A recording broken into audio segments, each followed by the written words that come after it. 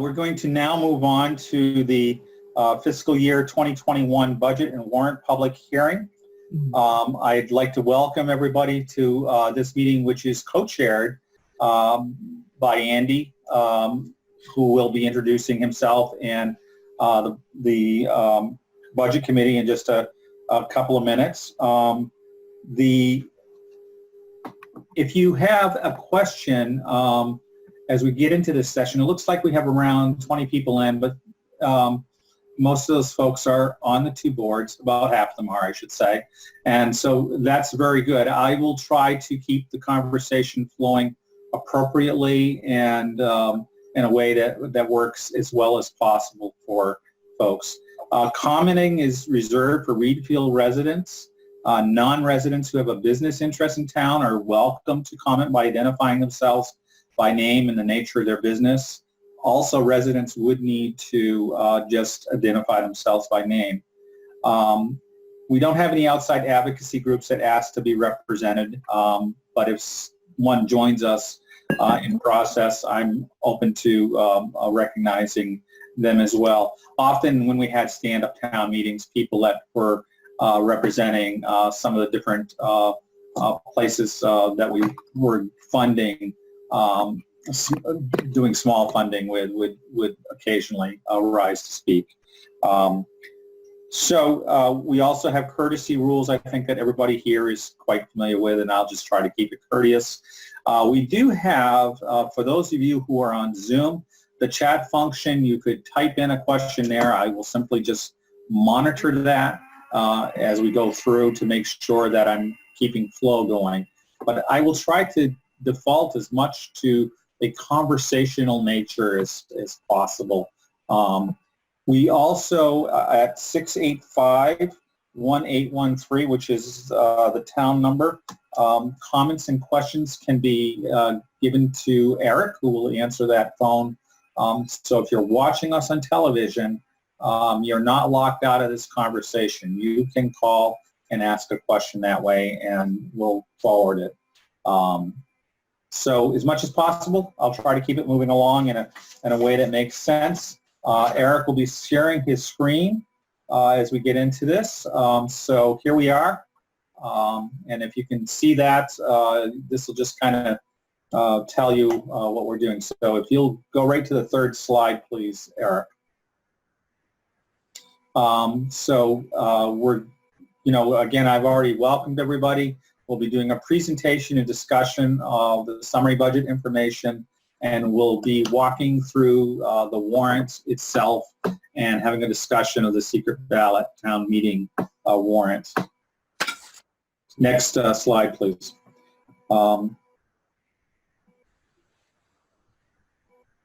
At this point, Eric, maybe if you stop sharing your screen, I would ask Andy Tolman to go ahead and introduce members of the budget committee. Magically reappeared now that the screen isn't being shared. And if you could speak up a little louder, All right, I will attempt to do that. Thank you. We have Ellen Schneider, who's our secretary, Marty Hanisch, Rebecca Lambert, and Ed Sims, who are my co-conspirators on the budget committee. Great, and I'm Bruce Burgoyne with the select board, and joining me from the select board tonight are Chris Sammons, who is our vice chair, Ralph Eno, Dennis Price, and Catherine Woodsum. So thank you very much for being here. We'll move back to the slides.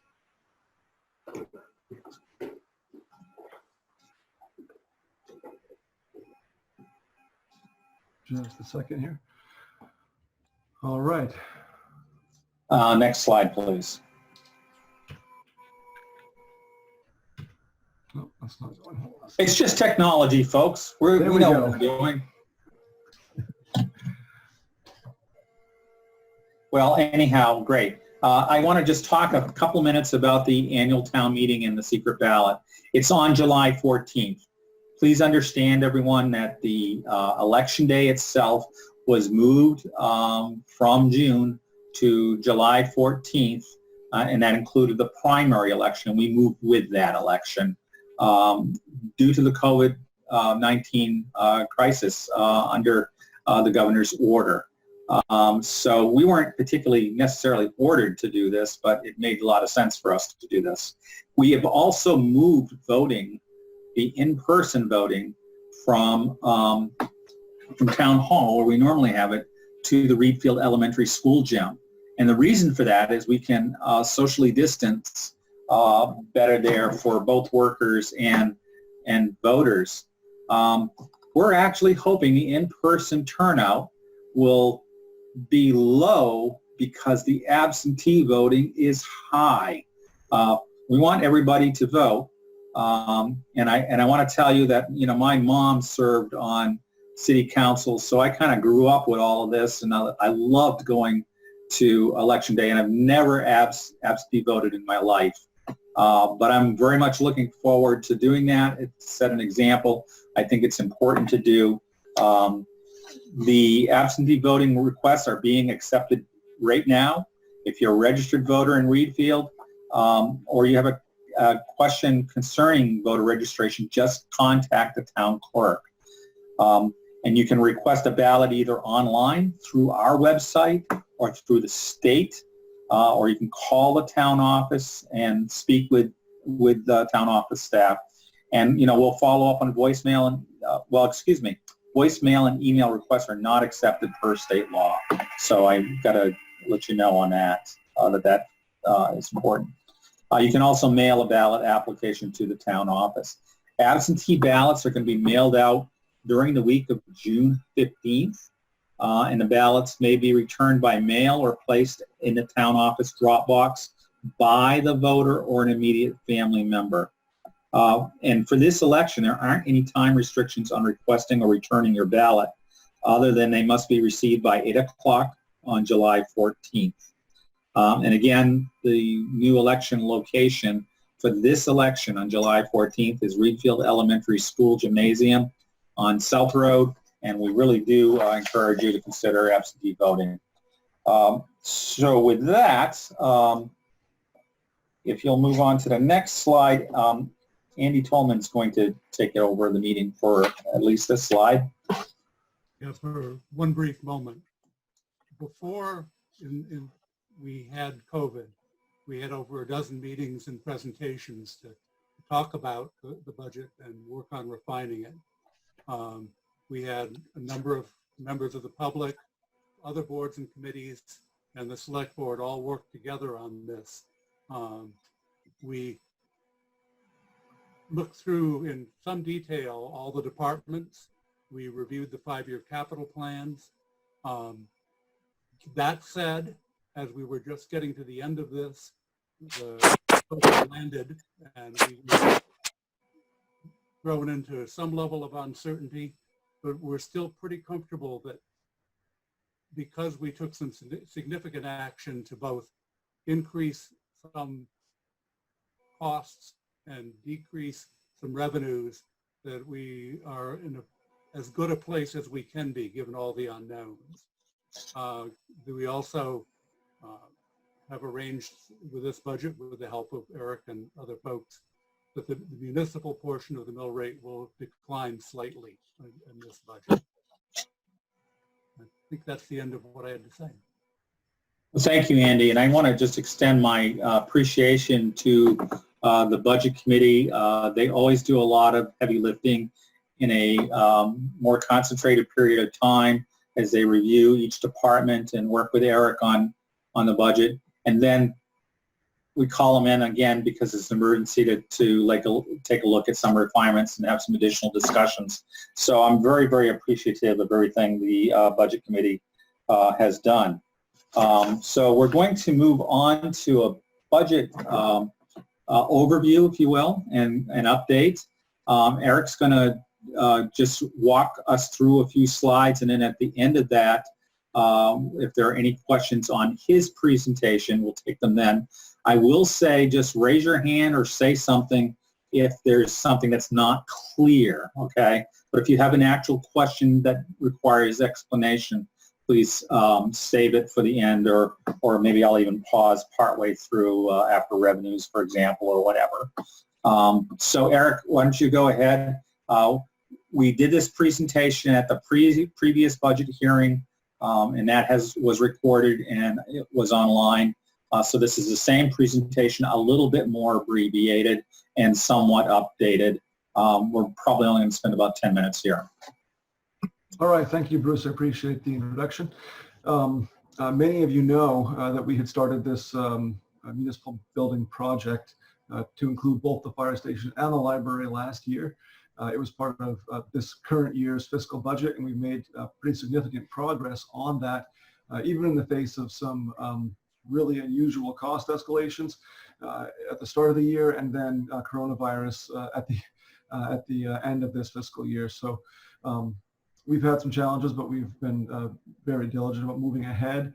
And I do want to thank Ralph Eno right now for his support in being the select board liaison for this project. It's great to have another set of eyes, especially a set that has some experience behind them. And Ralph's been a great asset as we did this project. The roof replacement and fire station are both well underway. The library roof has been removed and replaced in large part. We have some finish sheathing to do on the roof, and then the fascia trim and the metal roofing to be put on, but that's made great progress. The slab for the fire station will be poured tomorrow morning starting at 7 o'clock. So if anybody has an interest in looking at that, get up bright and early and be there at 7. The library roof repair is expected to be completed in June, and I'd say pretty quickly in that month. The fire station will take some time going into the fall to get all the finishing touches. We are adding on to the existing structure, and that has some nuance to it, as well as just the fact that we're building a fairly complex building with plumbing and electrical and all those other utilities. It takes more time to complete. The current year budget does include, and this is the FY-21 budget, does include an additional $100,000 in new revenues and expenditures to fully complete these projects. Not all of that is taxes. Some of that's a reappropriation of funds that had been set aside previously. Some of it is donations, but there is an additional balance there of revenue and expenditures.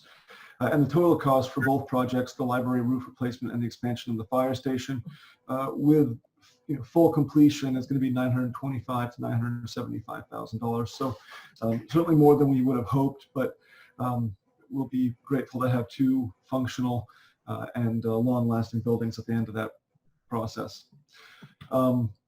Moving on into the budget proper, I also want to thank again a few people, both the select board and the budget committee, for going around on this pretty much twice. We did have to make a lot of changes to the coronavirus, due to the coronavirus, but everybody was very good about it and coming together at the last minute to figure things out. So that's been a great experience for an unusual budget process. Revenue highlights, the conservative increase that we have built into the taxable base is 0.5%.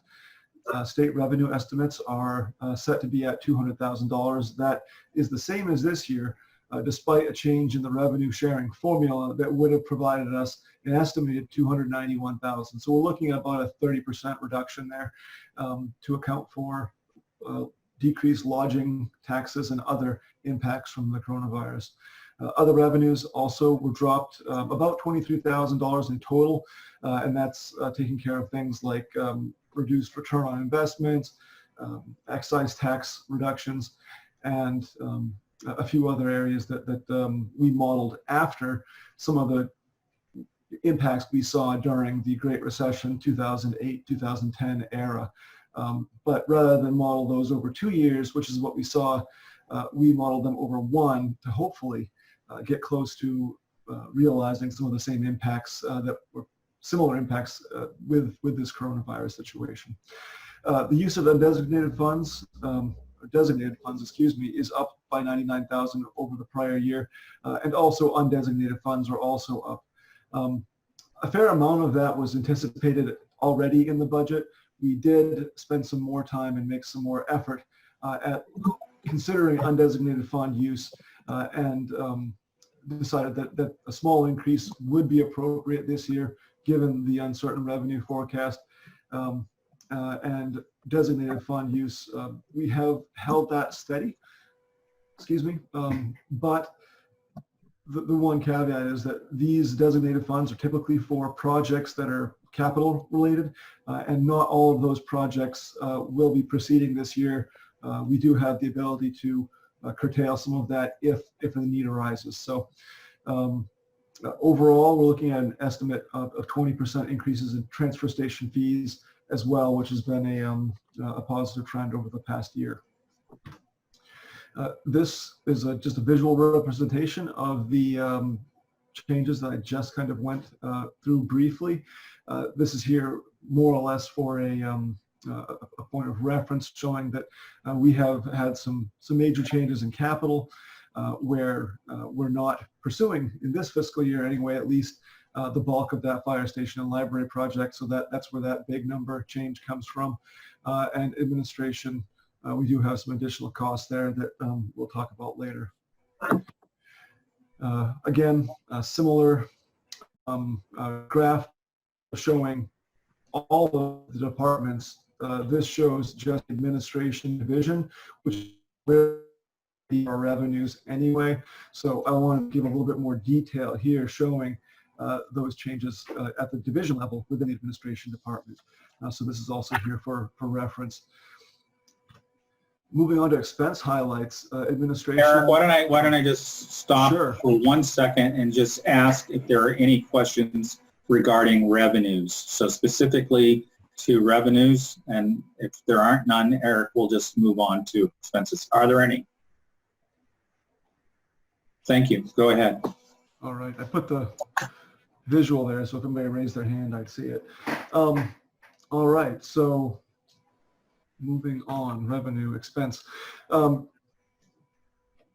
administration, there we go. All right, so as is typically the case, we do have gradually increasing costs for insurance, labor, and technology.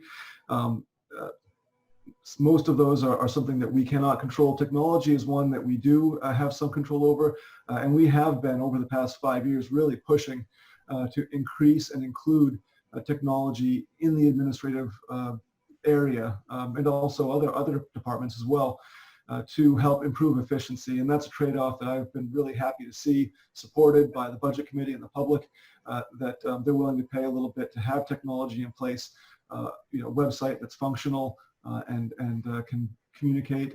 Lots of improvements there. We're also seeing increasing in assessing, both time and cost. The net impact, however, is that our hourly rate has gone down, so we're having extra time at a not quite incrementally increased cost.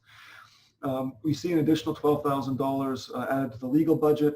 That is to just, I hope, wrap up some ongoing litigation that we're dealing with. We still have an outstanding issue with Bob Bitar, and that is likely going to be going to the Maine Supreme Court for review unless something drastic changes. So we have some unfortunate situations that cost a lot of money that we have to pursue.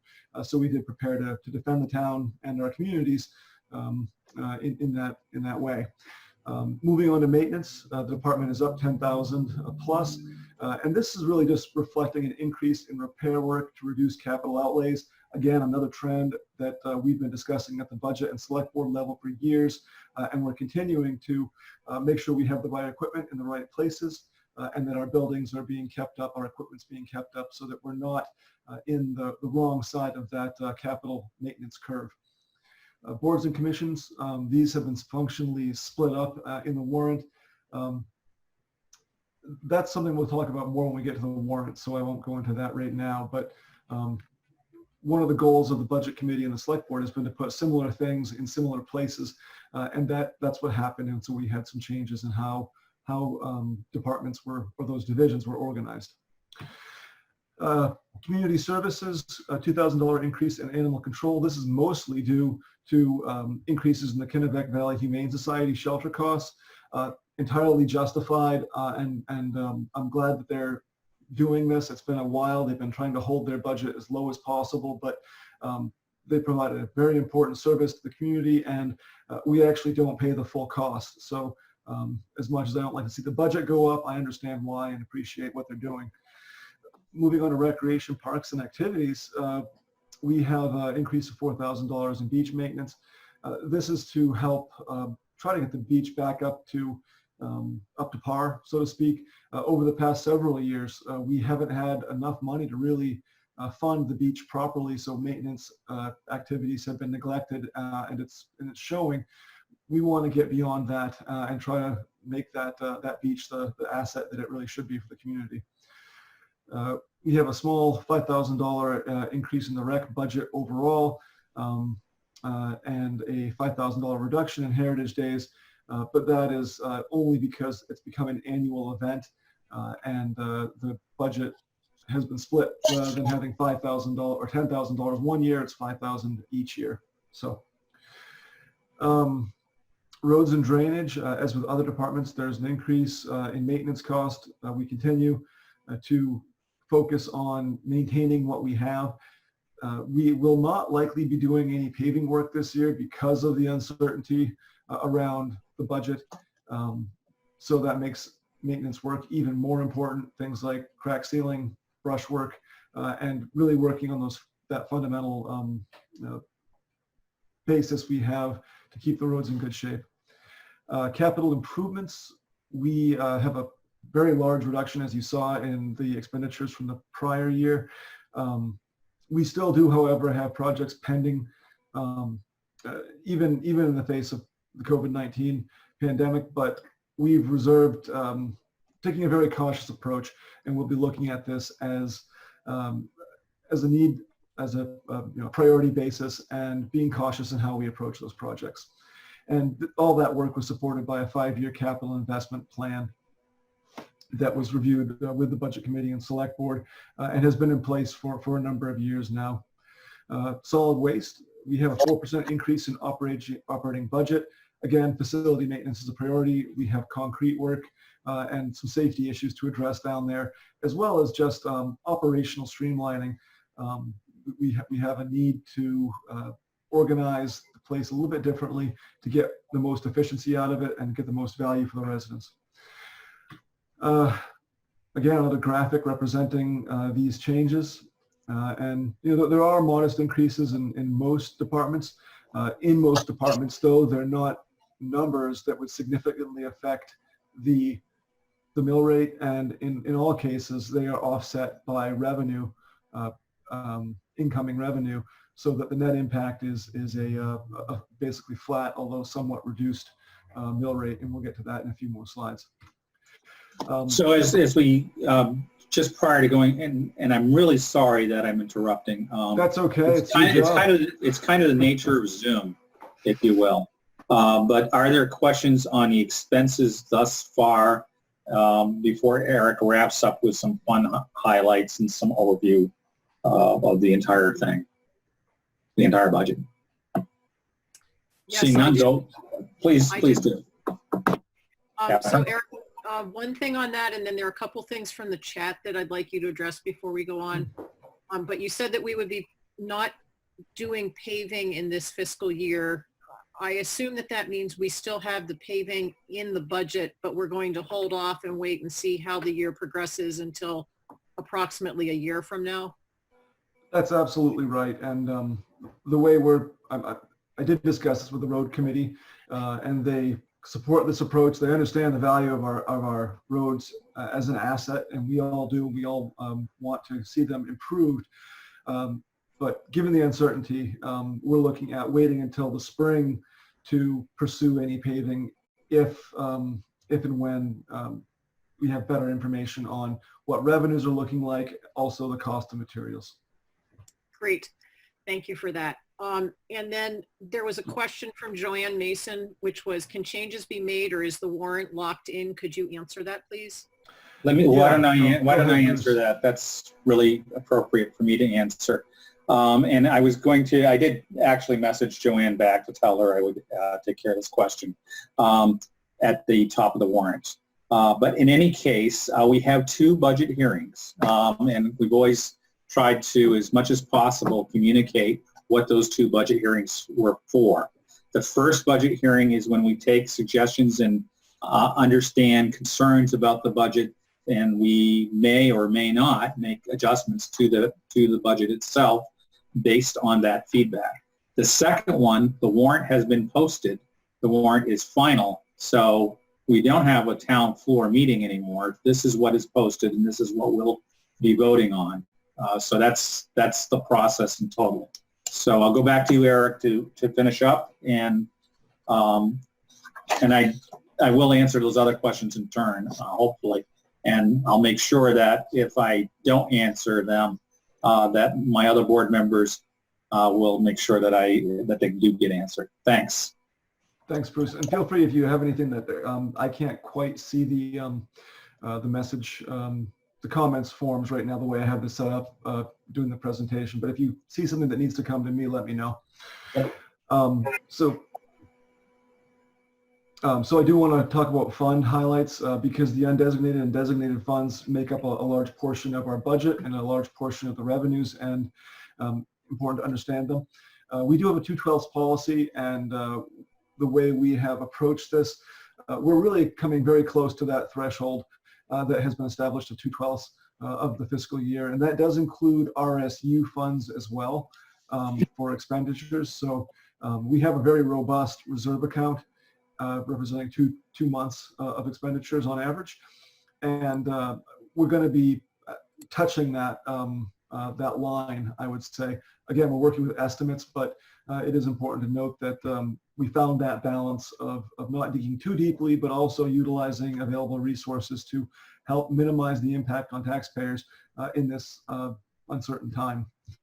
So these funds do contribute significantly to the stability in the mill rate. We've worked very hard to use designated and undesignated funds, both as a way to save and put money aside for future so we don't have to bond, but also as a way to help lower the mill rate. So both of those things can be true at the same time, and I think that we've done a fairly good job of that over the past several years. Current budget year balances are conservative, and what that means is that we always assume we're going to have less money coming in than our experience shows. It really does give us the ability to have a little bit of a buffer there and roll more money forward than we might. It prevents us from getting caught short. So that's what I mean when I say curtailed.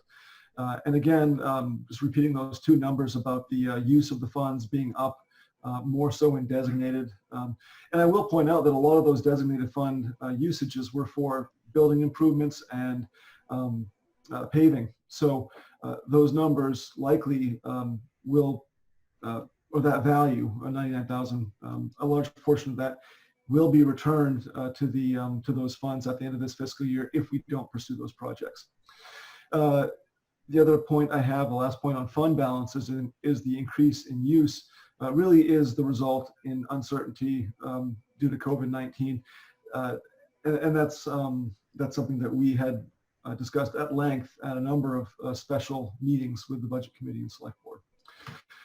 This shows the fund balances over the past close to a decade, I guess. And we have the carry forward balances, or the designated funds, in blue and the undesignated funds in red. And you can see that we do have a cyclical pattern here, a bit of a wave in both of those funds. And we're still within reasonable levels. We're similar to where we were 5 years ago. And we have had conversations with our auditor telling us, hey, you guys are too high in the past. And so for the past couple of years, we've been working to try to bring some of those balances down, and that's reflected here. Also, again, in the current FY-21, you see that those numbers are lower by a fair amount than the prior year. And that does reflect some of those estimates of lower amounts of money carrying forward than what actually probably will happen. But that's that might not be the case this year, as we're already seeing cuts to revenue. Debt service is another area I want to talk about, because this is another one of those tools we use to help balance the mill rate. How much we borrow and how we borrow really does make an impact. Right now we're in a peak year, so to speak. We've had plenty of higher years, particularly when we were paying off road bonds 3 to 5 years back. However, looking at FY21, we have a few projects that are moving forward. Then we have the retirement of another road bond, a second road bond. And that's going to give us a lot of capacity, which will be very good to have in FY22, the next year, as we continue, I expect, to see impacts from the coronavirus. And we're going to have to make some decisions about how to proceed, what to prioritize. And we're probably going to have to borrow some more money. I'll say that right up front. That's a wise thing for us to do as we move forward. And we have the capacity to do so without affecting the mill rate, which is wonderful. Municipal budget highlights. This is where I kind of wrap things up. Our municipal budget is expected to decrease in expenses by $406,000. A large portion of that, as I've noted a few times, is due to the change in the status of our expenditures under capital for the fire station and library project. So that's a normal change there. The budgeted municipal revenues outside of property taxes have decreased also to match that decrease in expenditure. So revenues and expenditure balance, we have a very similar mill rate and a very similar outlook for taxpayers as we had the prior year.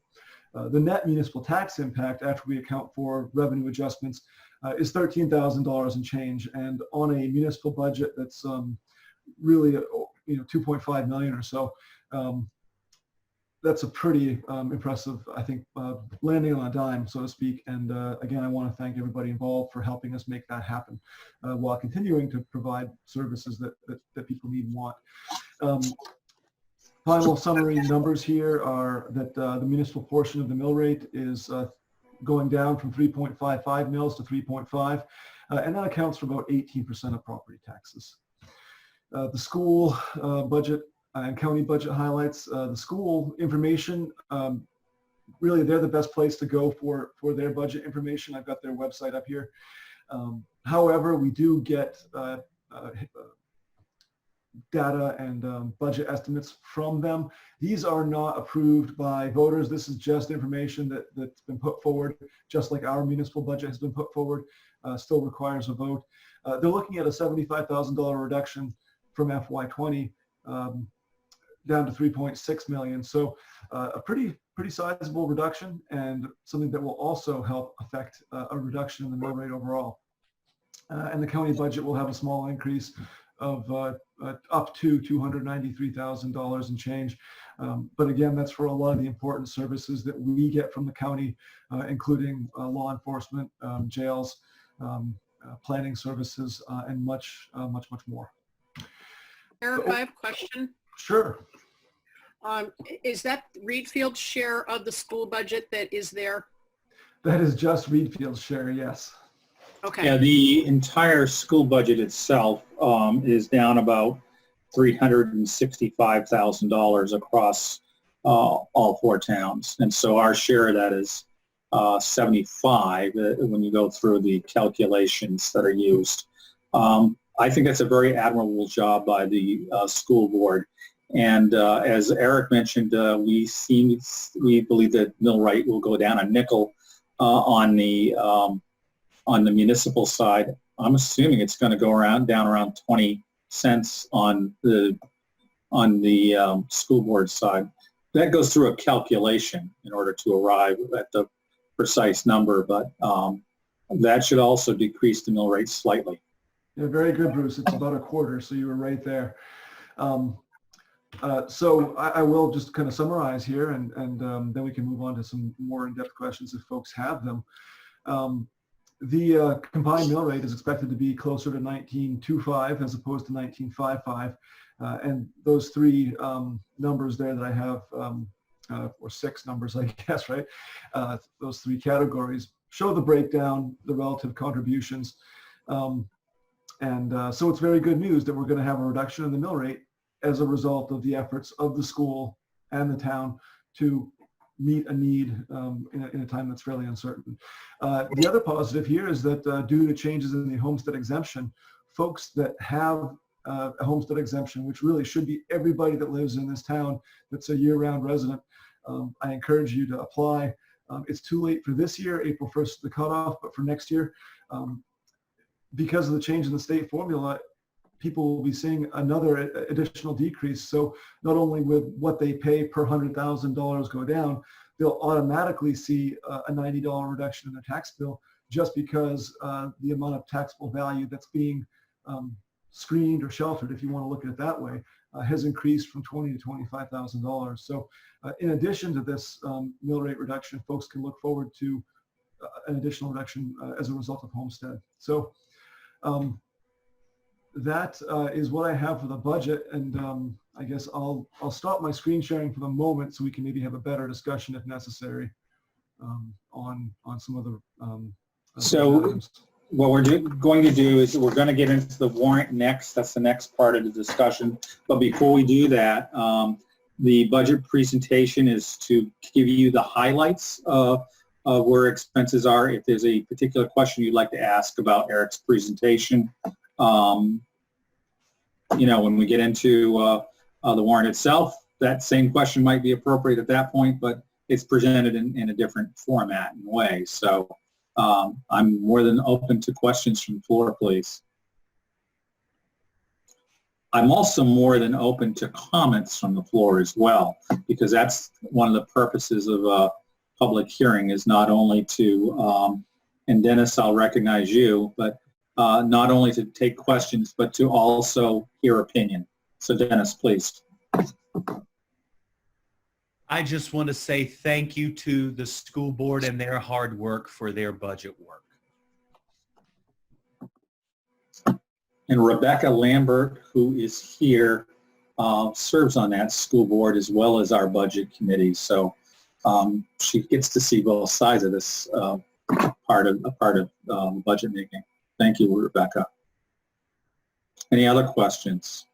Bruce, could you answer Jack Comart's question from the chat now, please? Sure. Thank you. When we go through the warrant, we're going to go through it in order. And when we get to the administrative ordinance, that's where we would ask that question. Thank you. Okay? And we'll make sure that it's a little hard to keep all the questions that occur and flow into the chat sometimes, but I'll try to keep an eye on that. And there is a comment that Ken Mason, who's the sheriff, is here, and he could answer any questions on the county budget if there were any. When's the state going to take over the jails? Go ahead. Never. They don't know how to do it. Okay. Any other questions for Eric or Ken or myself as we go into the next part of the warrant?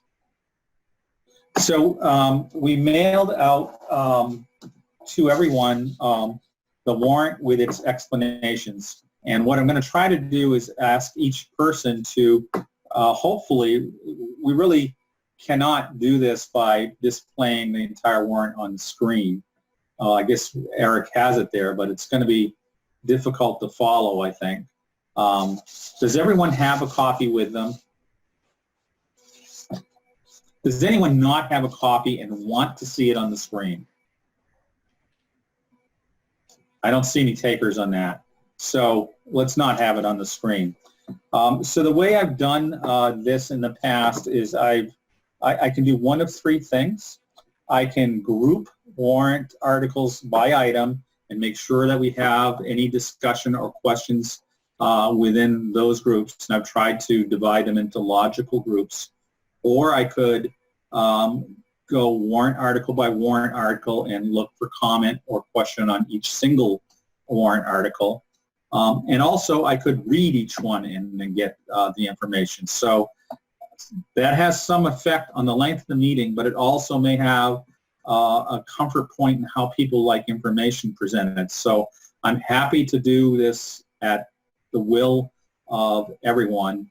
My default is to do it in groups, but I need to hear from the floor if there are people who would like to see it presented differently. And I consider this like when I go hiking and I have one person that's, I shouldn't say slow because I don't mean that, but that pace is different than me. It's important to walk at that person's pace. So I want to make sure I do that. Okay, so I'm going to proceed with doing these in groups. And warrant articles number 1, and I may selectively read pieces of these. And if there's any question at any time, please ask me the question.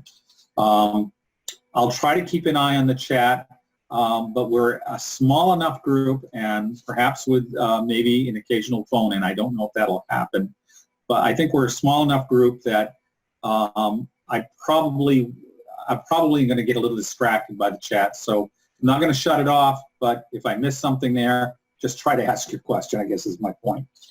So questions number 1 and 2 are, yes? Just before we get started, I want to let you know, and this is for everyone if you're not looking, I have put into the chat the PDF of the warrant. So if you don't have a physical copy and you can maintain your screens, there is a digital copy in the chat. Thank you very much, Dennis.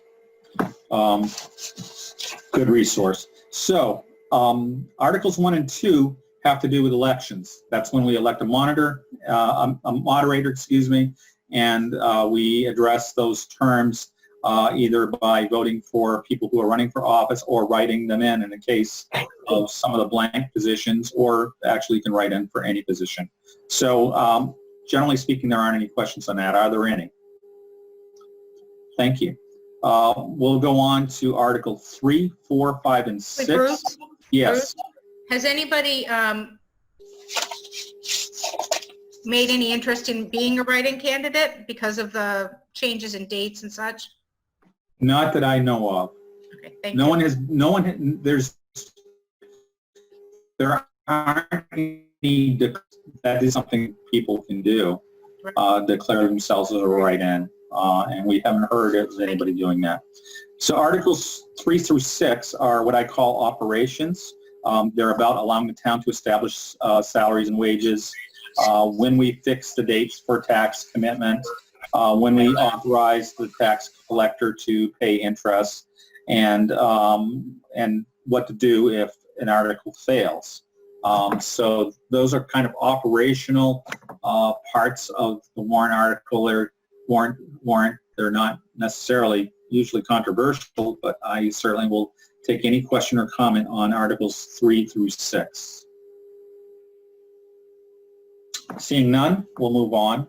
So Articles 7 through 10 are expenditures, and so this is perhaps where there may be some questions. Article 7 is about the administrative category. There is a note about boards and commissions, and I will ask Eric to address that very briefly.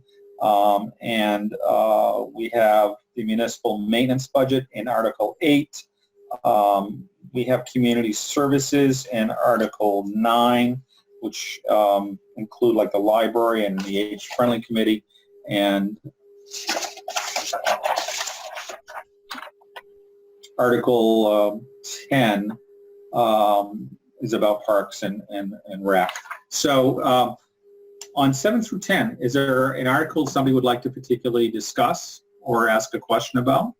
Yes, Peter. It says Karen Bickerman, but we're going to call you Peter. Zoom world believes that I'm Karen, Okay. even though she's the next room. Attorney's fees, is that, we're talking now about what we, the town, are paying, say, Mr. Langsdorff and his law firm to provide legal representation. Is that what we're talking about? That's correct. So based on Eric's presentation, we were previously budgeted at 23,000 in previous years, and now we've gone up 12,000. Is that how we do understand the additional 12,000? That's correct, yes. Yep. Okay. And I will add that that's not just for legal fees relating to litigation. There's fees for bond counsel in there as well if we borrow, fees for assistance with personnel issues, assistance with developing ordinance revisions, things like that. So it's not just the I won't say negative, but not just those issues. It's a broad set of municipal needs. Bruce, Thank you. Can I make a comment here too? It's my understanding that this increase in that particular line item is tracking annual experience over the last several years. And that experience has been on the negative side of the budgeted amount. So this is a closer approximation to what the Budget Committee and the Board of Selectmen believes the actual cost will be for the next fiscal year. Thank you. Any other questions or comments? And Eric, could you just address really quickly the consolidation from former boards and commissions article? Just tell us what that is. So we formerly in our town meeting warrant had an article that was for boards and commissions, and it included the planning board, the appeals board, or no, excuse me, it had conservation commission, and I think one or two others. In any event, what we looked at was that those items were grouped solely by the phrase board or commission in the title of their entity, and it wasn't universally carried out. There were boards and commissions that were not included in that category, for example, the rec board. So we decided to dissolve that classification and move those boards and committees into the appropriate departments based on their function. And so we saw the appeals board move into administration along with the planning board, and we saw conservation move into recreation and open space and things like that, along with trails and the rec board. So again, putting similar uses together functionally in our town meeting warrant. Great, thank you. Are there other comments or questions on Articles 7 through 10? There's a lot there, so I'm giving a pretty pregnant pause just to make sure that we address anybody who has a question. When we finish up this, I'll ask for overall comments on the warrant too. So there'll be, yes. Question. If we're voting absentee ballot at home or wherever, but not at the voting booth, we can have this document with us to help guide us. If someone were to come into the polls, can they bring this document with them? I don't see why not. I mean, I don't believe that there's any prohibition on bringing any kind of crib notes into or guidance into a voting booth. Okay, Yeah, I'll confirm that. Okay, but Okay. just so people understand, the part that is in italics will not be on the warrant that's printed that you will be receiving to vote on. That's absolutely correct, and that's good to clarify. Thank you. Thank you. Anything else on Articles 7 through 10? Okay, we'll move on to question 11, and it's just one question. This is the one about the town beach. This is a question that really allows us to look for, it doesn't authorize us to do this. It allows us to get a sense of the community so that we can set some direction in regards to the town beach and how it will be funded, what the availability of it might be or scope of it might be to the public and so forth. So that's the intent of that question. Are there any comments on that question? Yes, Peter. You need to turn off your, you need to unmute. Turn off your mute. That sounds good. Thank you. What do we currently charge those who access the town beach? What's the annual pass cost? Eric can give that to you, but it's actually going up anyhow. So what was it, 40 and it's going to 75? Is that correct, Eric? It was 40 per family, and we have several passes. We've got day passes, senior passes, things like that. But the bread and butter of revenues for that enterprise was the family pass, and that was going up from 40 to 60 just to keep pace with some of the expenses we've seen. So that's the short of it is it's now up to $60. And at that level, we believe we may be able to continue to sustain the beach as long as sales of those passes continue at the level we've seen. I have a question. Please.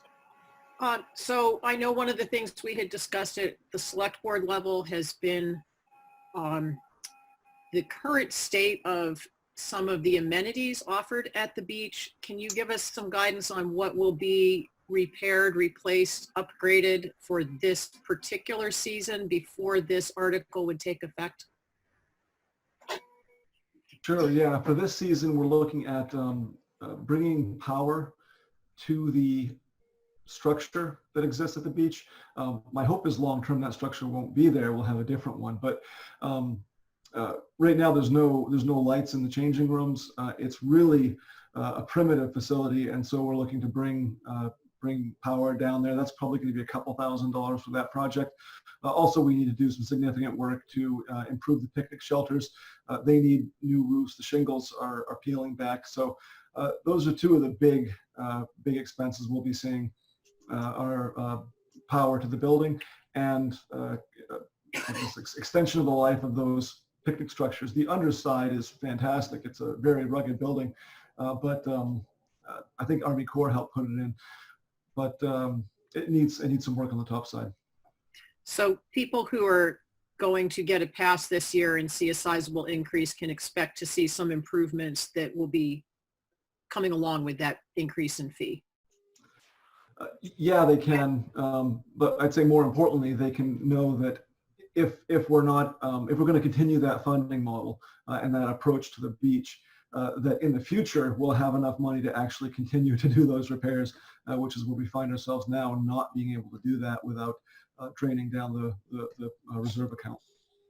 Thank you. So thank you very much. So we'll move on to 12 through 16, which is another set of expenditures questions, and it involves the protection department, cemeteries, roads and drainage, capital improvements, and the solid waste category. So this is a very significant piece of the budget, these particular set of warrant articles. So I'm open for questions and also open for comments on those expenditures and warrant articles.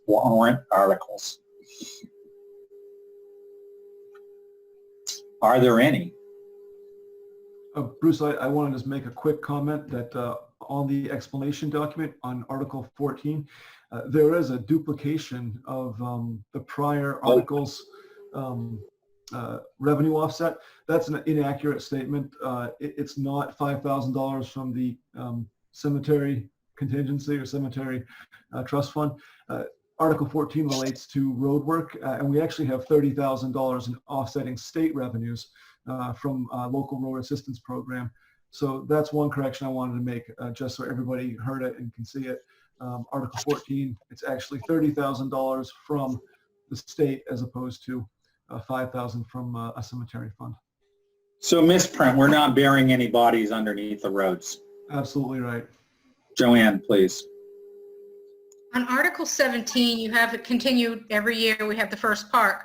When are we done paying for this?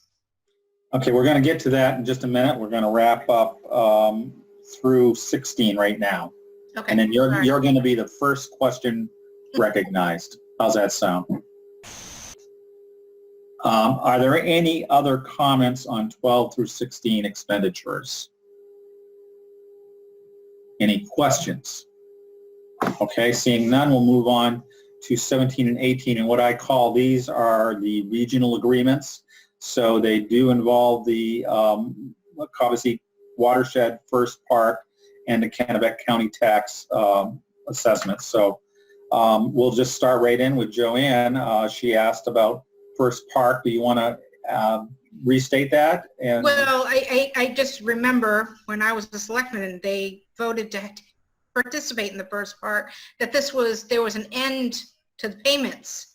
And I'm just curious, when are we ending these payments? What is this magical year that these are going to end? Because we were supposed to be making buku bucks by now, and since we're not, how long till we eventually be done paying for this? we are on the glide path to the final runway, I believe. Eric, do you know? Do you know what year this ends in? I believe we're in the 3 to 5 year horizon now. Well, I think we're less than that. We're probably in the 2 to 3. Okay. I don't have the We were pretty exact close. number. Yeah, you were. Pretty close. One thing I will say about this is that it's established by statute. It's actually a private and special law I know. Most people want to see a contract, and we don't have a contract with First Park. We have I state know. legislation. It is established in statute. I'd have to look back. I think it's 2022 is the end date on this. The First Park leadership is working to try to turn the corner and become 20 years profitable. only. Yeah, I know, 20 years of losing money. But it's worth considering, I think, at that point, whether if they are losing money still, obviously we want to get out of it. If they're making money, that might be a different discussion, but it's a good, I very want to good stop question. paying for it. We want to stop paying for it, absolutely. Any other comments or questions on regional agreements? Seeing none, we'll move on to 19 through 20, which I kind of call commitments. And these are our commitments that we've made through debt service and to our local tax relief budget category. So 19 and 20. Any questions, comments on those two articles? Thank you. We'll move on then to hear comments and questions regarding 21 through 28, which I call support services. So these are payments made to Kennebec Behavioral Health, the Central Maine Agency on Aging and Cohen Center, the Family Violence Project, the Courtesy Boat Inspection, and the Maranacook Lake Association's parts of that are noted here. And for the Sexual Assault Agency, the 30 Mile River Association, the Union Meeting House, and we also talk about snowmobile registrations being redirected to the Snowmobile Club for their trail maintenance and creation. So these are all services that they're substantial to these organizations, but they're smaller amounts in terms of the overall budget. They provide good services to our citizenry. That's my opinion. So I'm open now to other opinions and thoughts and questions on that. So we're talking about Articles 21 through 28, agencies, etc. Peter, did you raise your hand? Because this is like an auction, you know. If you go like this, I think you're bidding. Yes, well, one never knows. But for the 30 Mile River Association, I just don't know. I'm not being sarcastic. What kind of service are we talking about there? That's probably directed to Andy. Yeah. Andy, you're on that board, right? That's correct. Yeah, I'm the Reedfield rep to 30 Mile River because nobody else seemed to want to do it. And it's a good cause. They provide boat inspection on... Andy, project. Use your state voice. Boat inspection There you go. on on the lakes kind of across the west edge of Reedfield and up and down the 30 Mile River. They also do outreach and education, watershed surveys, and usually run some summer programs, but not this summer because of the COVID. But we basically are covering some of their expenses for boat inspection and invasives management. Thank you, Andy. Any other questions on those warrant articles, that grouping of warrant articles? Or comments on the services or whatever?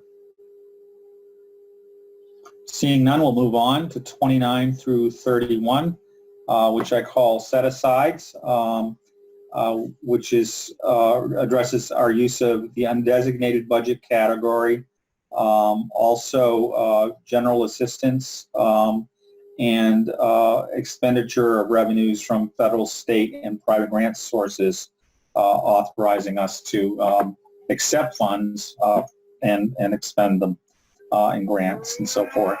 So 29 through 31, any questions or comments? Okay, we'll move on to 32 through 35.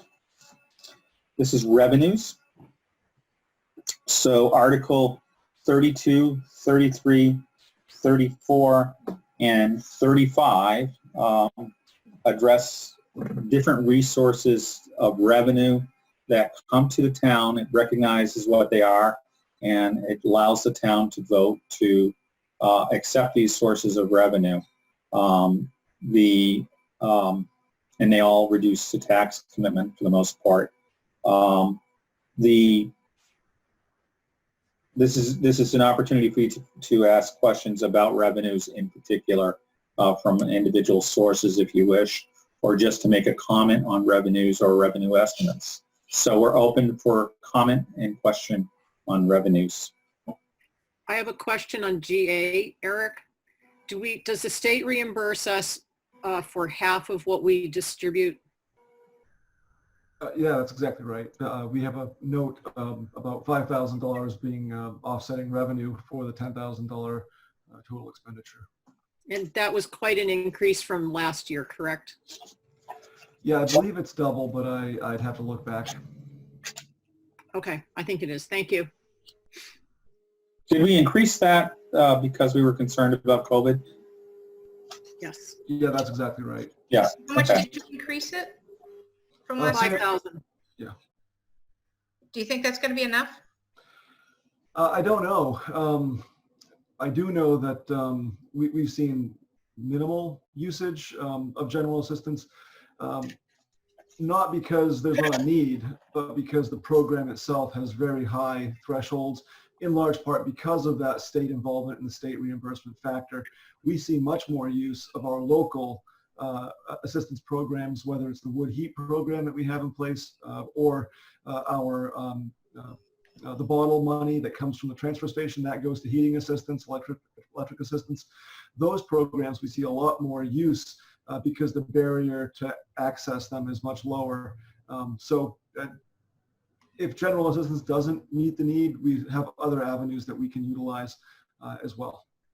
Bruce, Yes. if I understand statute correctly, the town also has some limits if we are overexpended in a certain line item to make additional expenditures under a statutory cap. So we still have some flexibility there if we have under budgeted, correct?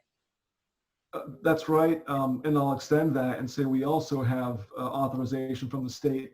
General assistance is one of only two budget areas where we're allowed to overexpend.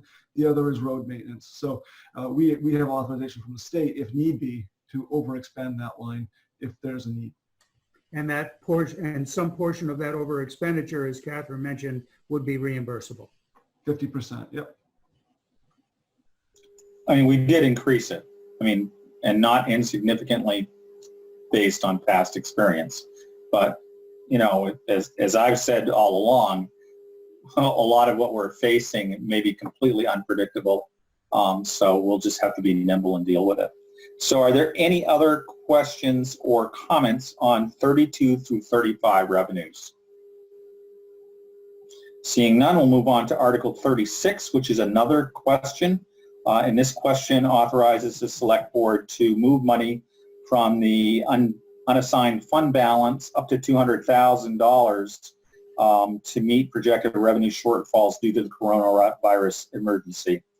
Are there any questions or comments on Article 36, please?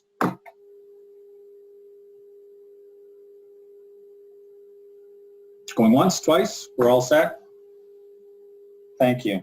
We'll move on to 37 through 38, which I have nicknamed efficiency. 37 is about the LED light fixtures for the town and authorizes a multi-year contract. 38 is consolidating some reserve accounts. So both of those are kind of efficiency items. One's sort of a financial efficiency and the other one's actual power efficiency. I had to come up with something to lump them together. I have a comment, Bruce. Please. I believe, Eric, I'm not sure why we didn't get a note in here, but I believe I read recently that we're expecting a 4-year payback on Article 37 on the LED lights. Is that correct? Dropped out again. Eric, you're muted. Yeah, no, I Jesus. Sorry. Yeah, it's okay. You caught me off guard. I was trying to be polite. Yeah, no, we're looking at about a 4-year payback if we were working with Affinity, which is one of the companies, the premier, or not premier, but the company that's done the City of Gardner, City of Augusta, Randolph, all around us. So pretty reliable estimate of what the cost will be. We had a discussion with them a month ago, and they said, yeah, it's about a 4-year payback, which is pretty impressive. And then after that, there will be an annual savings compared to the current year. Yes, I don't recall exactly what that would be, but we spend several thousand, if not tens of thousands, on electricity every year for streetlights. So, Thank you. Any other questions on 37 and 38? Thank you. Now we'll move on to ordinances. So the rest of the articles deal with ordinances. And what I'm going to do is ask different individuals to address those ordinances. And if you have a question particular to an ordinance, that person and Eric and I will struggle to make sure we give you an answer or get information to you. The ordinances are not all printed out here. They're all available on our website, and they're available to any citizen. So we do want people to read those ordinances and take a look at them. So Article 39 is the ordinance for the Food Sovereignty Ordinance, and shall it be enacted? And a copy is attached to the warrant, of course. The ordinance supports local agriculture, food processing, while expanding consumer rights is the explanation. Chris, did you want to speak to this briefly? Yeah, we wrote to encourage local food production, sale, and food product. It's a direct producer to consumer transaction. It's you know who you're buying from kind of a thing, and it gives people a chance to sell their food products without licensing and regulations. Are there questions for Chris or I and Eric, or anybody else for that matter, or discussion and comments on the Food Sovereignty Ordinance? Okay, thank you. The next ordinance is amendments, if you will. So this is not an ordinance that we're approving. This is amendments to an ordinance, and they basically are to clarify administrative functions and clean up language and that relates to state law or improving the organization of the ordinance itself. So we're talking about the Reed Field Administrative Ordinance.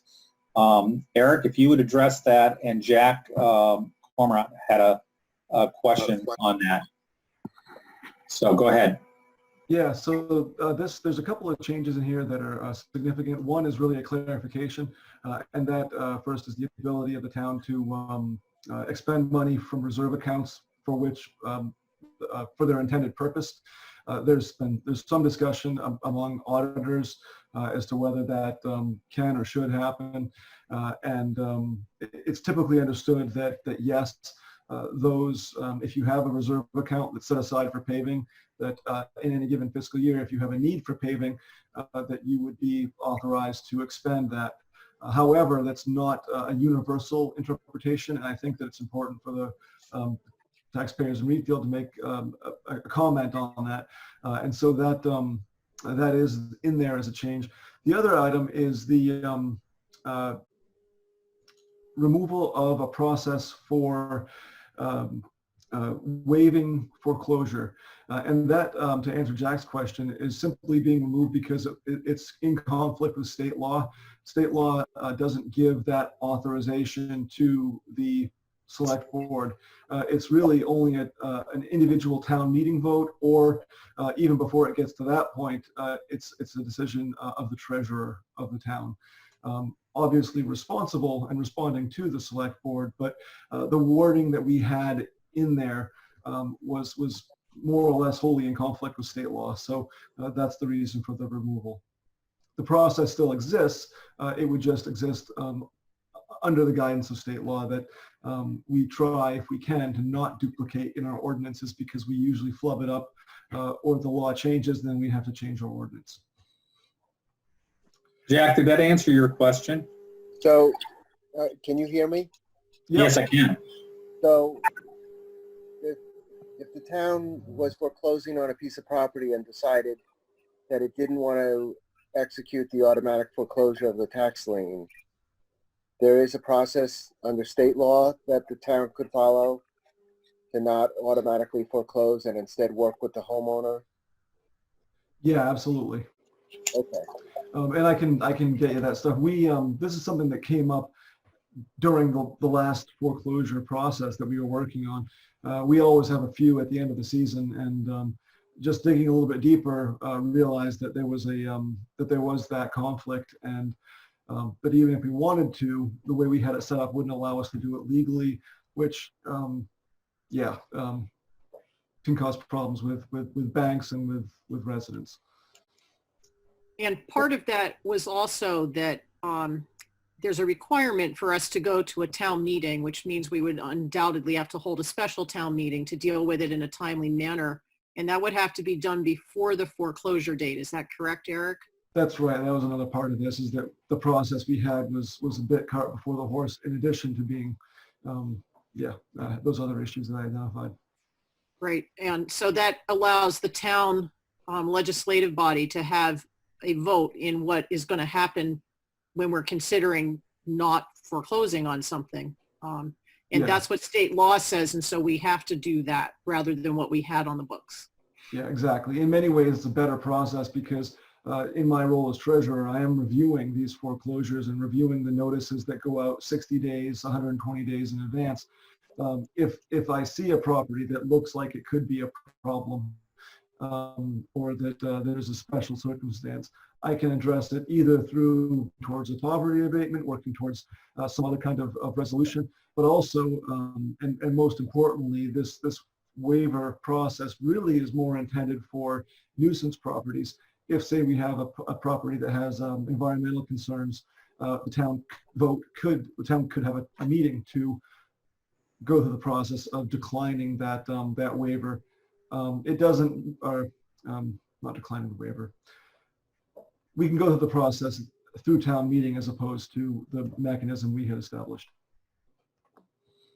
Are there any other questions on the administrative ordinance or comments? Thank you. We'll move on to 41, which is changes that amend and clarify the existing land use ordinance. Jack, can you give us a quick overview of that? Most of it is to clarify some things that have been confusing to members of the board. And the major change is to deal with agricultural activities that can severely impact upon abutters. So, I mean, the incident that came up for the planning board was the marijuana cultivation facility off the South Road, which is in the Shoreland Residential District. And under our current ordinance, we allow agriculture in all zones, and it's basically unregulated. And when Mastodon Farm said that they wanted to build 10 greenhouses in a residential neighborhood in the Shoreland zone, we felt we needed to make some changes to our ordinance. So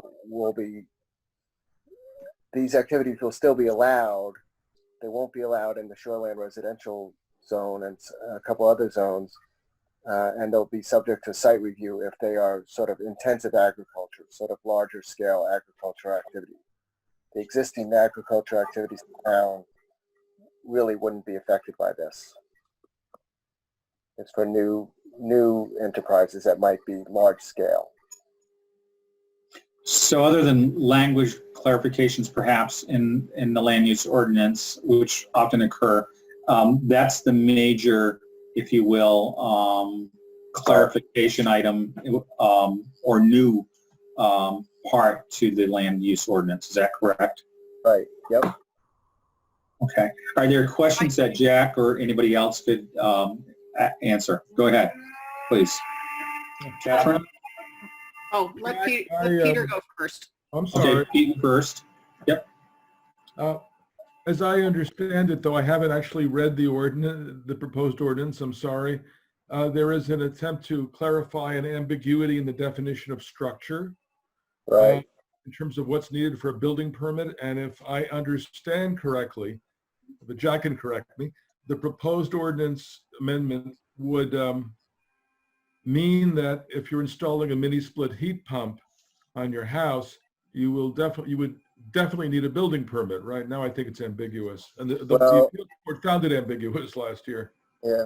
We didn't deal with that issue. We dealt more with whether a heat pump is a structure when you put it in the setback. So if the setback from the road is 20 feet and you put a heat pump at 10 feet from the road, that's impinging on the setback, and like a fuel tank or any other structure. We're just saying we consider it to be a structure, and it should be subject to setbacks. In terms of what you need a building permit, that has to do with the valuation, and we didn't address that issue at all. That's staying the same. You're right. In the past, we haven't asked people who put in heat pumps to get a building permit. I think our ordinance says that if you're doing something that costs over $2,000, or I think it is, you need a building permit, and we should review that because I agree that that's kind of silly. But we didn't address that here. Well, but by changing the definition of structure, you have addressed it de facto. Yeah, I mean, we thought that the existing definition of structure included things like heat pumps and other utility services. Like you can't put a fuel tank 2 feet from your neighbor or 2 feet from the road.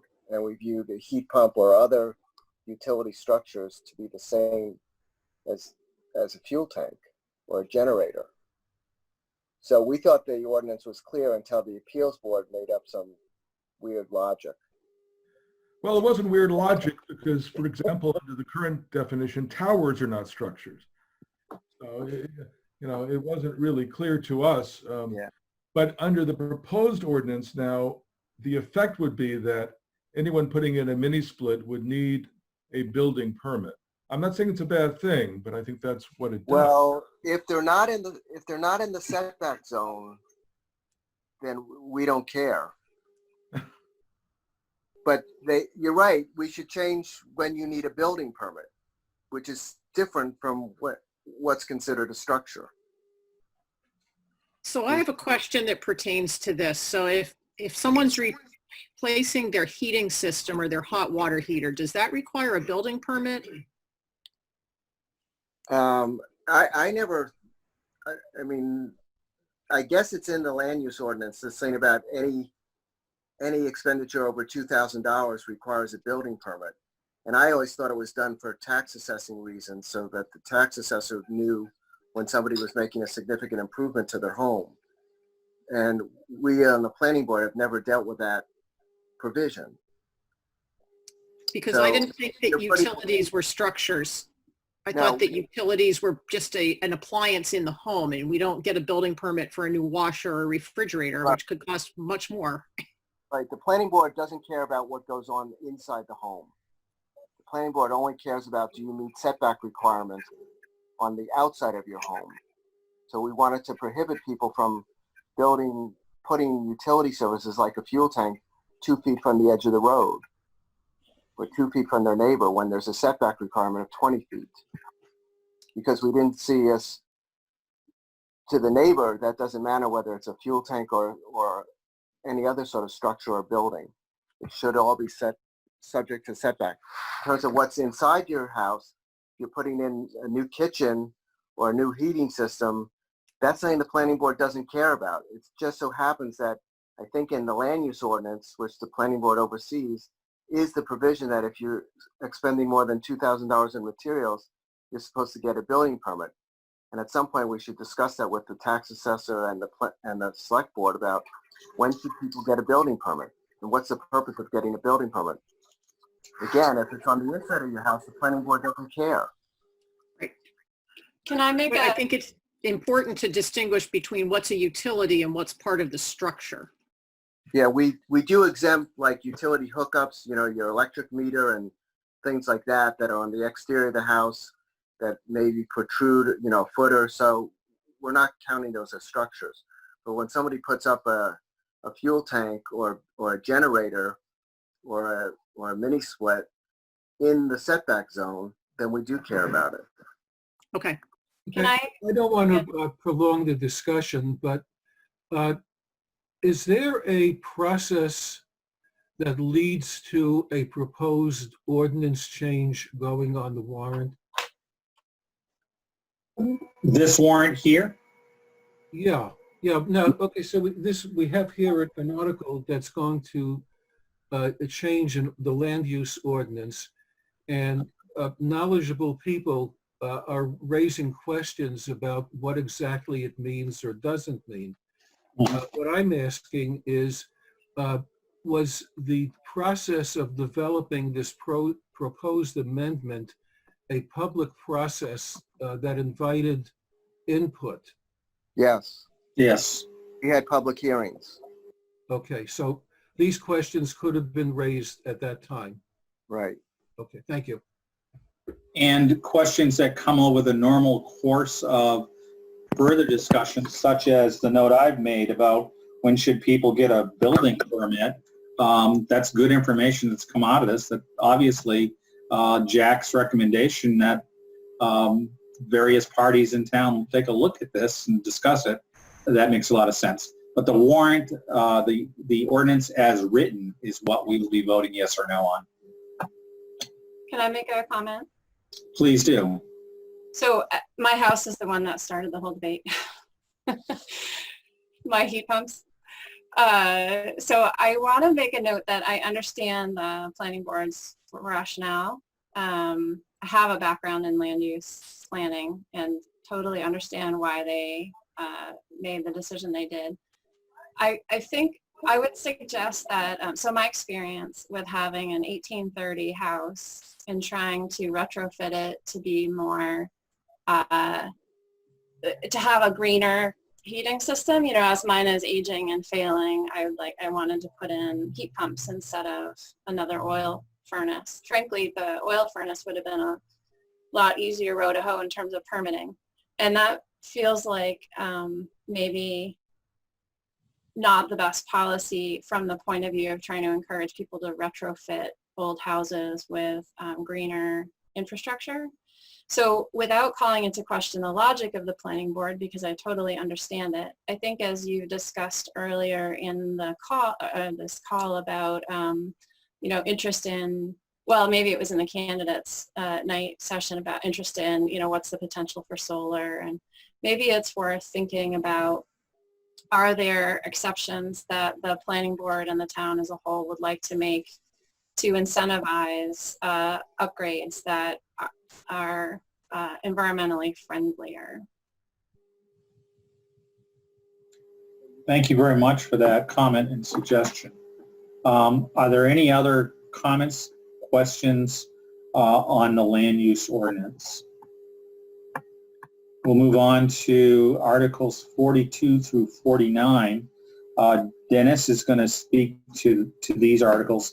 They all deal with marijuana. And Articles 42 through 48 really give residents the option, if you will, a menu of related businesses to allow in Reedfield subject to regulations.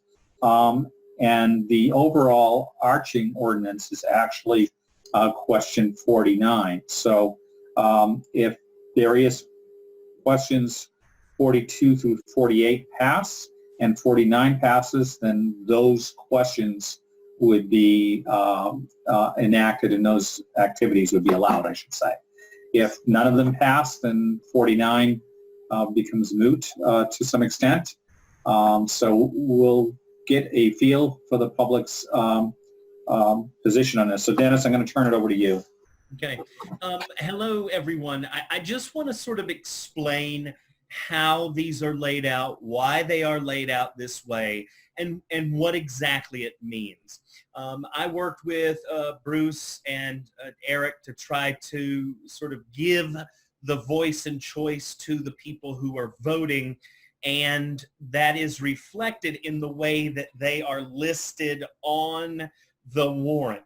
If you are following along at home, the first three, 42, 43, and 44, are regarding medical cannabis operations. There are manufacturing, which means turning it into other things, testing, checking the purity, and retail stores from medical marijuana registered caregivers. That is like a storefront run for medical only. Those are the only three medicinal areas that are on the ballot.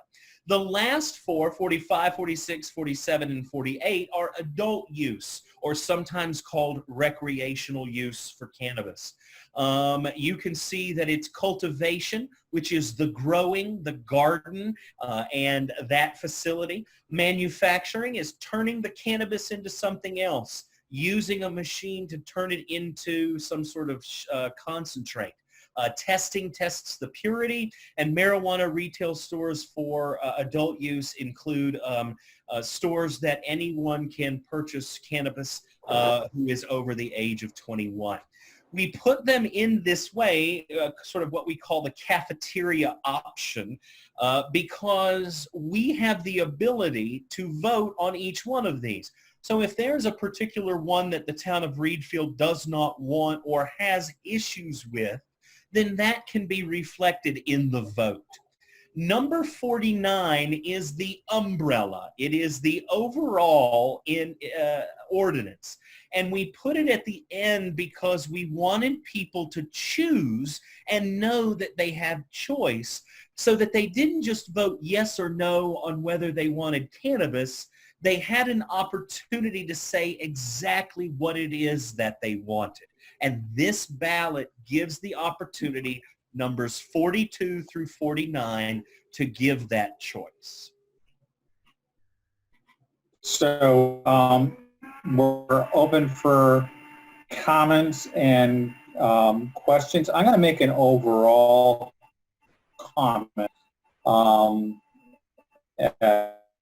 Everyone understands that recreational use of marijuana and a private ability to grow a certain number of plants and utilize marijuana is legal in the state of Maine. So this is not about voting about whether or not you want marijuana in your neighbor smoking a joint, if you will, on his or her deck. It's really about how the bill will approach the business end of marijuana and what we will allow to occur in this town from that perspective. Overall comments. So with that, the stage is open. Let's go ahead and recognize Ralph first. He has his finger up. You're muted, unfortunately. We'll get back to you. Look at that mute or type in your question. Are there any other questions or comments on this group? Excuse me? Samantha? Yes, please. Thank you. So I'm interested in trying to understand what the regulations are with respect to effects on neighboring properties. And I have a couple of very specific questions. One is, I see in the table of uses where the agricultural use was added. What I'm not clear is what use would it fall under for some of these more intensive facilities, some like the retail store, the testing facility, the manufacturing facilities, like what land use would those be considered? Do we have an answer to that? I don't know that particular one. I know that in the ordinance there in 49, the reference that is listed, there are various levels of sizes of what they call canopy, which is like each plant. How it's not by how many plants you have in your particular garden, it's by the canopy. So how many square feet and things like that. Where it falls under the land use, I think that's part of what the amendment is, and Jack will be able to clarify what I'm saying, but one of the reasons that this farm on the South Road sort of spurned is this idea that we should probably be more proactive about what we want and how we view it. And that's kind of where that intensive agriculture comes from.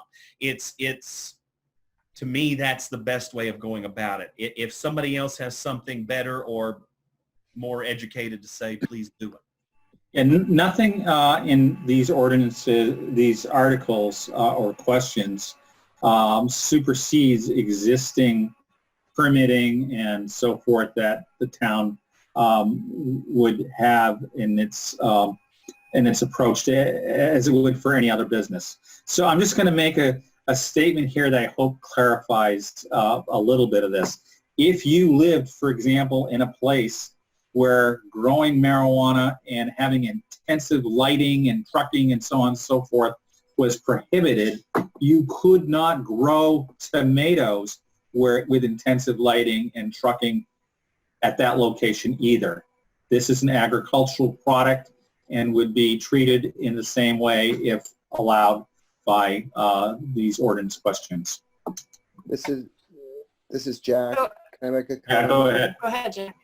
So we do have this new provision about intensive agriculture, which is meant to get at not only growing tomatoes in greenhouses, but growing marijuana in greenhouses. We also have, because we have to allow the medical growing of marijuana, because that's something that the town doesn't have a say over.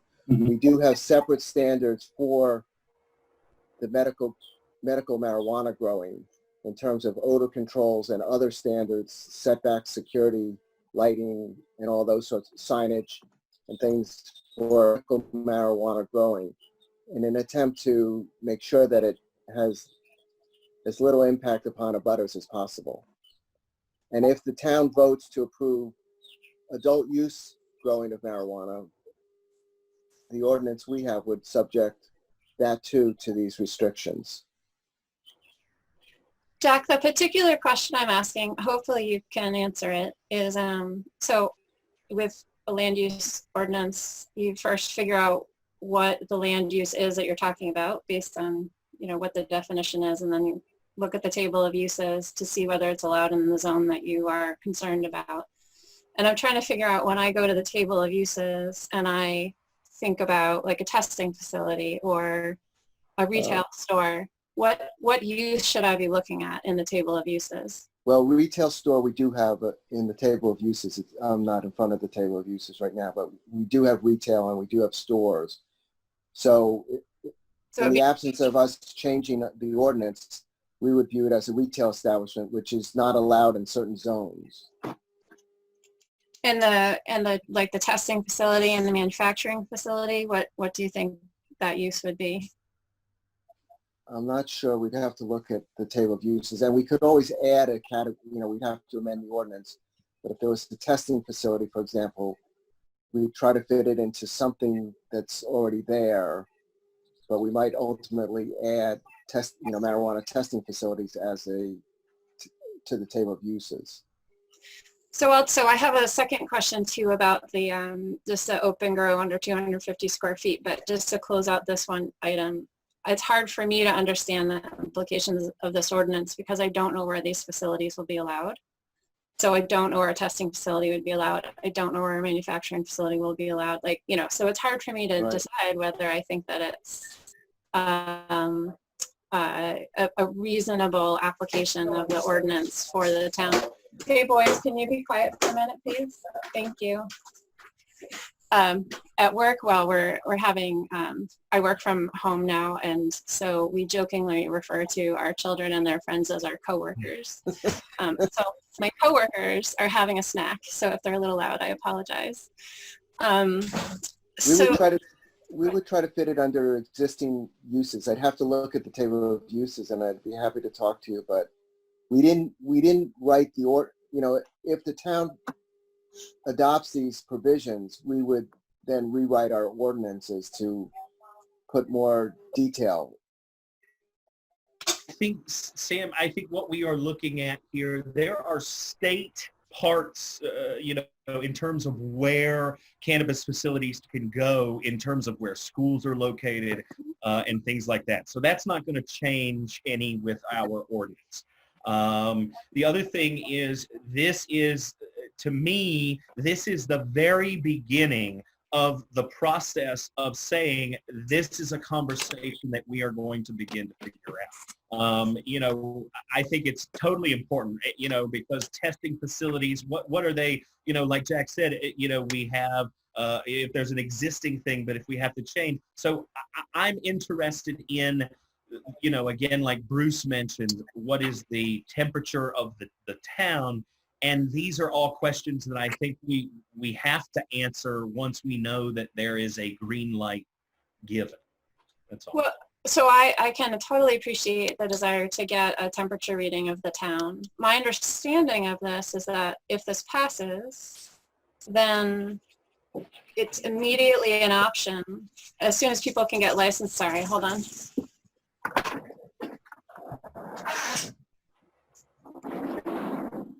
Could It's a mini someone bike. tell me where I find on the website these proposed ordinance changes? I can't locate them. It's just at the end of the warrant online. Yeah, so if you go to the home page, there's an item that identifies on the left-hand side of the screen, there's a voting button. If you click on the voting button, it'll take you to all of the information about the town meeting warrant, budget, all of that right there. I believe they might also be listed on the home page under the first news item as well. I found them there, thank you. Okay, great. So just to finish, Go ahead. so this item, and then I do have a question about 250 square feet of open grow. So, and just to be clear, I'm not opposed to having marijuana businesses in Reedfield at all. I just want to make sure we're adequately dealing with the effects on neighbors, because it can be significant. And the two primary effects that I have seen be at issue are odor and traffic.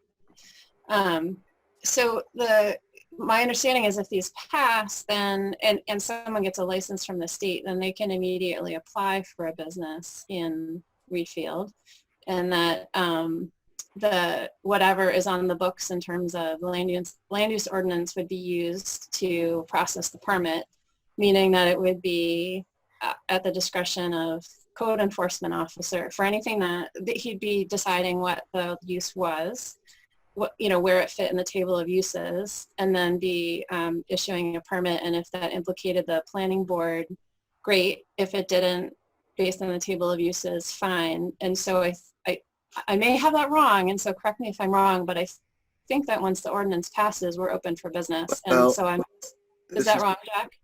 Well, we could always do a moratorium to put a halt to any of that. But Okay. you're right. Can I You'd have jump in to really quick? Jack. Retail Go ahead. business, for example, Samantha, if you look at the table of uses, so any of these, most of these would be retail businesses. And so they're prohibited in most zones. And in those zones that they are permitted, it requires the planning board review using site review criteria. Yeah. Or if it's commercial, it would again be very limited in the zones it could be in. And I think that's what I'm interested in knowing is like what use would it fit in? Because if that's the case, if there's always planning board review for any of these more intensive uses, then that, you know, that deals with some of the issue. So it might be helpful if in the short run, if the planning board and the code enforcement officer could make a determination about, in the absence of any further definition, where these categories of marijuana business would be slotted into the land use table as a matter of policy. You know, it's not in the ordinance, but at least it gives some comfort that we would be able to know and predict what the results would be. So I guess I would request that information. That's a good suggestion. I will say that the marijuana establishments ordinance does address the issue of odor and security and a few other areas specifically. Yeah. The intent was to leave as much as possible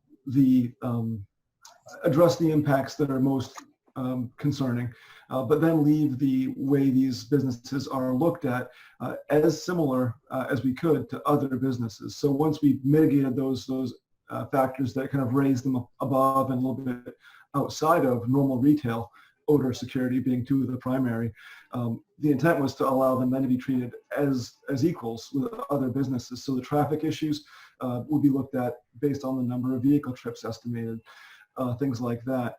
The other thing I want to point out is that the establishments ordinance does also require planning board review of all of these applications because of the potential impacts. So I think that taken together, they do offer a very good, firm basis for fair, if voters allow, fair integration of these businesses into the community, and also a way to regulate that meets the needs. The last thing I'll say is I believe that longer term, these ordinances will probably come together, that the marijuana establishments ordinance will likely move into the land use ordinance as a subcategory or in some other way be integrated into the tables fully. That was an awful big step to take all at once. And so as Dennis noted, the intent is to start things gradually while still providing a safe place or safe environment for, if approved by the voters, these businesses to get going.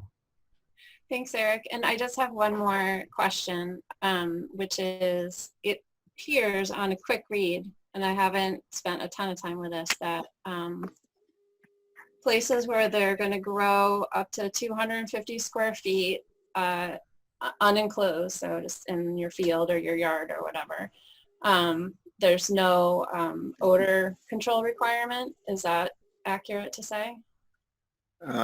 That's right, except, I mean, we always have the nuisance provision, but we didn't feel like we could impose odor controls on small growing operations. If it's over 250 square feet, it must be in an enclosed building, and there must be an odor mitigation plan that's approved by the planning board. But under 250 feet, be outside, although we increase setbacks for outdoor growing. And what are the setbacks again? I think we did, I'd have to look at what we did. I'm not sure. Okay.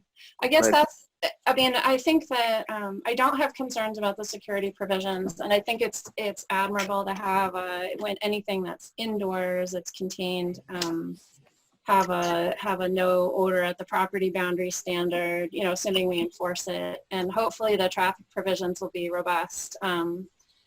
I guess I do still have those two concerns. One is understanding what zones these things will be allowed in, and then the other one is I do think that 250 square feet of, in your neighbor's yard could be pretty smelly for the neighbor and could be a nuisance, but without further definition of that, it might be hard to enforce and it might cause hard feelings. So I'll just suggest that those are my only concerns. Samantha, I live across from a farm, so I can tell you all about smells and what they do. I don't live in a zone that's protected for anything. I live out in the Willywags, and I'm considered zone 3. Anything can come here that wants to come here pretty much. However, I want you to know that they're trying to protect you the best they can, but you also have state guidelines that they can't supersede. I mean, they can supersede them, but they can't ignore state guidelines. You can't infringe, your wishes upon your neighbors. If they wish to grow, they have a right to. If they have 4 adults that live in their house, they have a right to have, a certain amount of medical marijuana plants growing in their yard without any kind of permit. So, and when the fact that they're trying is a good step, and maybe we should maybe get in on the beginning when they start to really lock these in. Yeah, Samantha, we'd love to have you on the planning board. There's always recruitment going on. I have a comment to make on something Samantha said. Please. And I'd like us just to be crystal clear on this. If let's just say 42 is voted in and none of the others, and 49 is approved, then 42 instantly becomes a permissible activity in the town of Reedfield. That's correct, but it doesn't become instant without other governance and regulations that apply to it and time and also investment. Yes, I understand, Yeah, but there's no going back on that until there's another town meeting that would bring something forward to change that. So there are lots of conditions that would have to be met for anyone who's going to start any of these businesses. But Right. this does give the green light. There's no moratorium involved in this. And it's just like the food sovereignty ordinance. Yes, that green lights certain activity right away. Thank you. Other questions or comments on the marijuana ordinances? Questions? Then I'm going to move on. Thank you very much for that input. So I'm going to move on to any overall statements or comments or questions to wrap up this evening. Are there any? Okay, seeing none, I just want to thank everybody for participating. I will say that, you know, unlike our floor meetings, which have not been that large recently, and we don't always know what our television audience size is. By the way, this meeting was recorded and will be posted online. We've certainly had as much involvement, if you will, from the public or feedback as we normally would like, even if it is a smaller group. We know that people's attention is probably at home and probably dealing with their own situation and in terms of coronavirus, children being home, or co-workers. I must adopt that wording now. I do want to say that there are going to be 2 more select board meetings before July 14th. If you have an opinion that wasn't expressed, please come to the public part of the meeting where public comments or questions are open to you, and we do really want to hear from you. And of course, you can talk to your various select board members and the town office and budget committee members if you have a particular question that you'd like answered. So with that, I'm going to close out the meeting. I really thank everybody for being here. Everyone who's listening, please do vote absentee if you can by July 14th. Thank you very much.